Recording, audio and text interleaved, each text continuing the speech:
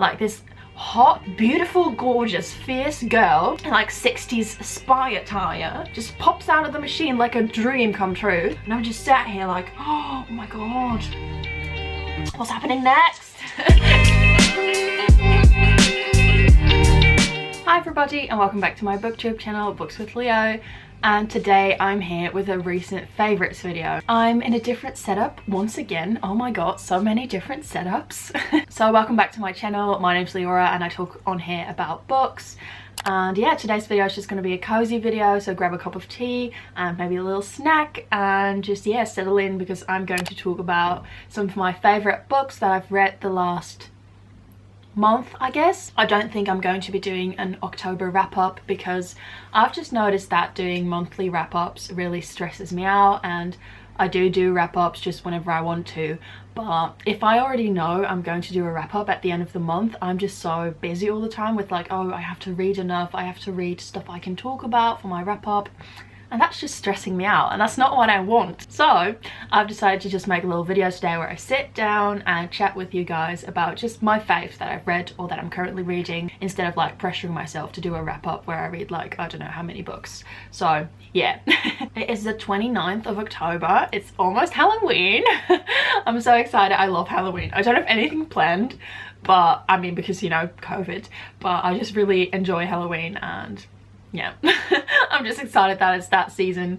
I know a lot of my friends will be very excited when we're nearing Christmas, but I'm really a Halloween gal. So this month, like, this is my segue because this month I've been reading quite some horror and more supernatural things, which I'm really enjoying. I didn't think I would enjoy horror as much as I did, but I'm really loving it, which is unexpected but a lot of fun, I guess. And that leads me to my first favorite, and that is The Year of the Witching by Alexis Henderson. I was reading this book for the Fortnite Frights readathon, which is a readathon hosted by the Artisan Geek Seiji, and I was co-hosting that readathon, and I also went on the live show where we discussed this book with Alexis Henderson herself, who wrote it, so that was really cool. You can watch back that live show if you want to. I'll put a link down below. I really loved this book. I loved it so much. I think this was my first horror book in a really long time, and I wasn't really in the mood when I started it, but I wanted this to be my first book of the month because I just wanted to make sure that I'd read the book before the live show, because that was like the worst thing I could possibly imagine, me being on that live show with the actual author and then not having finished the book. So I wanted to make sure that didn't happen. So this was the book I started with in October, and this book is about Emmanuel, who grows up in a very religious community, and I think it's also historical. I don't know what year this is set in, but it feels like, I don't know, 1800 something. I'm not a historian at all, like I always mess these things up, but it's like, it feels historical, like there's no phones, they're on farms, they're riding by horse, you know. So Emmanuel is in a very religious community, and this is the community of Bethel, and it's sort of, it feels a little like there's a church and stuff, and there's like a prophet, and he has like 1,000 wives, and it's like, she's in a cult basically. She's in a cult, and her whole family's in that cult, and her mother has disappeared a long time ago. There's this whole story, like this tragic backstory of her mum falling in love with somebody from outside of their village and like outside of their religious cult, and then him getting burned at the pyre, at the stake, how do you say that? Because he made her mum pregnant, I guess. Yeah, he's a heathen, or like that's what they're saying. So Emmanuel is also one of the only, like one of the very few black people in that village, and she really feels like an outcast, not only because of her skin but also because of her heritage and everything her family has gone through because of her mother. And there are these witches, and it's like rumored that Emmanuel's mother was like in cahoots with the witches. How do you say that? She was like conspiring with the witches. I can't believe I just said in cahoots with the witches. She was like conspiring with the witches. So there are all these rumors that Emmanuel has dark powers and blah blah whatever. Yeah, one day Emmanuel accidentally wanders into the dark wood where the witches live. From there, a lot of awful things happen, really.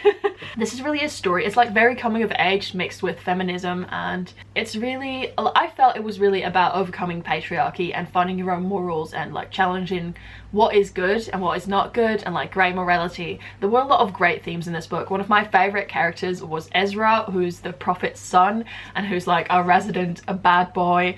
I just I really enjoyed reading about Ezra. And what I also enjoyed is that there are like a lot of scenes where Ezra and Emmanuel are trying to figure out their history of Bethel and the witches together, and so they go into these dark big libraries, and it feels very dark academia, and I was really enjoying that.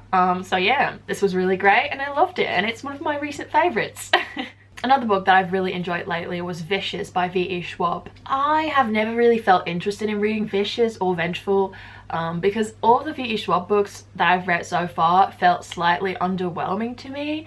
Like, for example, the Darker Shade of Magic series, I've enjoyed it. Like, I've read the first book and I enjoyed it, but it wasn't like, I wasn't blown away by it, and I wasn't like loving it the way I feel everybody else loves it. I was just like sat there like, I mean, it's fun, I guess. And then I tried her middle grade series, City of Ghosts and Tunnel of Bones. I enjoyed them, but that is mainly because I just really love ghost stories. So anything with ghosts in it, I will enjoy it. It's not that hard to please me. But again, it wasn't like my favorite thing that I've ever read.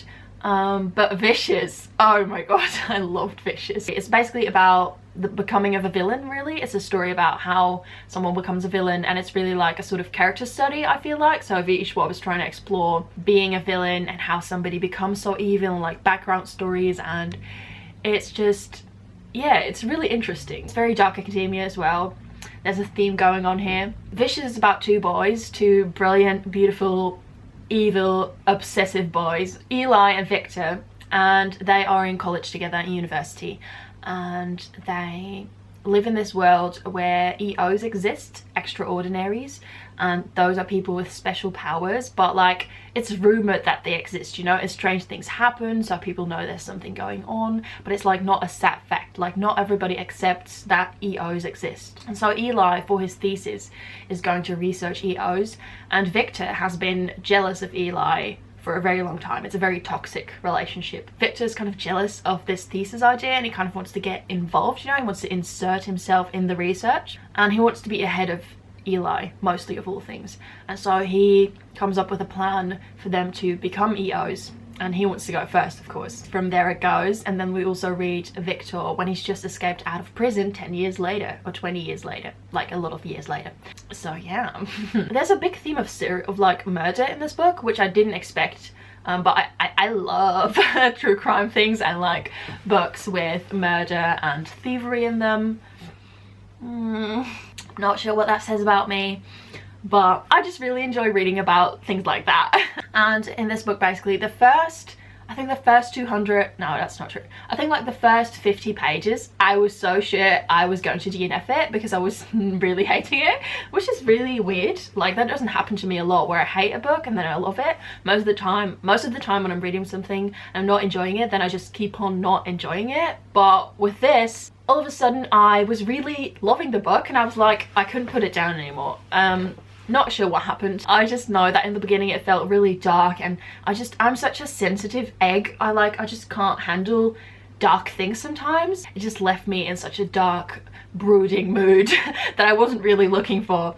But then that sort of went off after a while, and then I could really enjoy the book. And I absolutely loved it. I'm not really planning on reading Vengeful anytime soon, but I did really enjoy this one, and I'm just happy that I found a V.E. Schwab book to adore.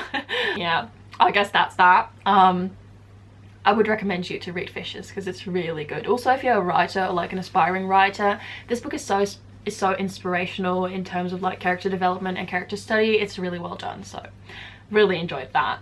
And something else that I've been really enjoying lately is the graphic novel series Smooth Criminals by Kiwi Smith, I believe. I'm loving this so much. You guys know I'm a big fan of graphic novels. I just think they're so fun to read in between. I love looking at beautiful art styles, and I just really enjoy comics in general and graphic novels. I really want to get into more like classic comics and graphic novels because I feel like I've just dived straight into like really modern comics and graphic novels in like such a subgenre of things I enjoy, instead of reading like I've read Marvel, but like not a lot, you know. I feel like I'm sort of missing out, or like I don't have the proper base to read comics. I know that's kind of ridiculous, but that's just how I feel. So if you have any like classical comic recommendations, or any recommendations in general, because I'm just always curious to hear about more graphic novels, definitely let me know in the comments. So Smooth Criminal is the story of, what's she called again? I think Brianna or something? Yeah, she's called Brianna.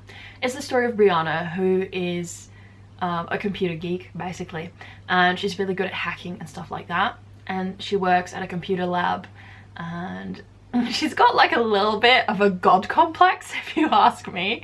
She's like constantly narrating her own life and her story. She's like, oh, and then I went into the bus, and she's just thinking she's the main character, which is funny because she is, you know.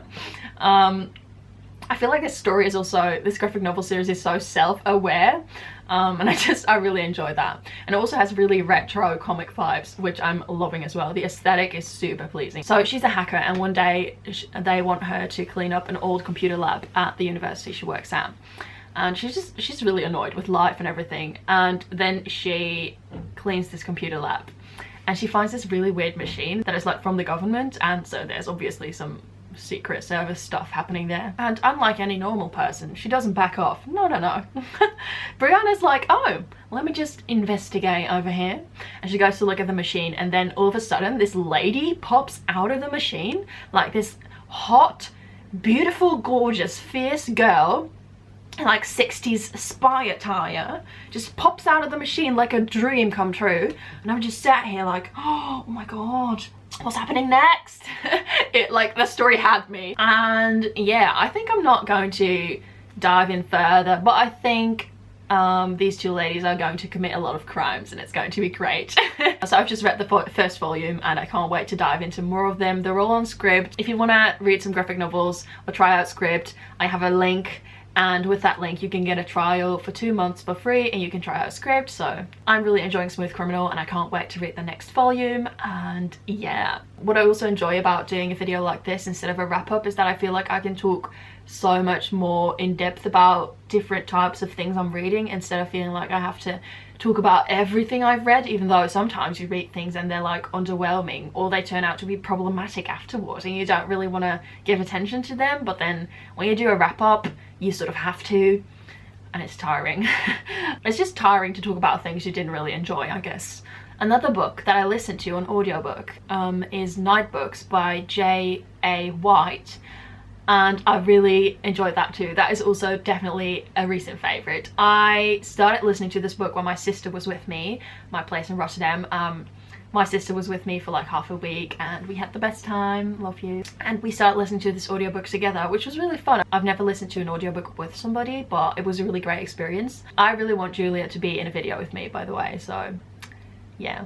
If you guys can convince her in the comments down below, that would be great. So Night Books is basically a story of Alex, who gets captured by a witch called Natasha.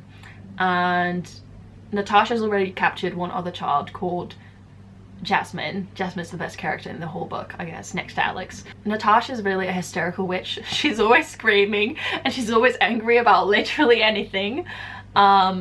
And it's like very heavily inspired by the Scheherazade of like 1001 Arabian Nights. So Alex has to tell a creepy story to Natasha in order to stay alive. He's like the storyteller of the witch. He's like her storyteller now. She owns him.